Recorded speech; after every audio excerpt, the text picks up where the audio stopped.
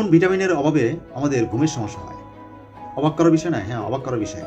আমাদের শরীরে একেক ধরনের ভিটামিন একেক ধরনের কাজ করে। কিছু, কিছু ভিটামিন আছে আমাদের রোগ প্রতিরোধ ক্ষমতা বৃদ্ধি করতে সহায়তা করে। কিছু, কিছু ভিটামিন জাতীয় খাবার আছে যেটা আমাদের হরমোন নিঃসরণ করতে সহায়তা করে। কিছু, কিছু ভিটামিন আছে আমাদের ত্বকের সৌন্দর্য বৃদ্ধি করতে সহায়তা করে। একেক ধরনের ভিটামিন একেক কাজ করে।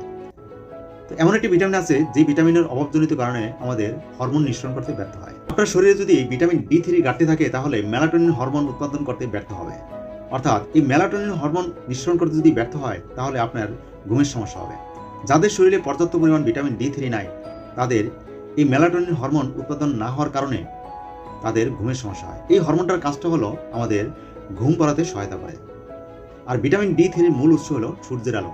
এই সূর্যের আলো থেকে 80% ভিটামিন D3 পাওয়া যায়। এছাড়া বাদাম জাতীয় খাবার, দুগ্ধ জাতীয় খাবার, সামুদ্রিক মাছ, স্যালমন ফিশ এই জাতীয় খাবার, এছাড়া সবুজ শাকসবজি এবং ফল ফ্রুটে পর্যাপ্ত পরিমাণে ভিটামিন D পাওয়া যায়। তবে সবচেয়ে বেশি সূর্যের আলোতে ভিটামিন D3 পাওয়া যায়।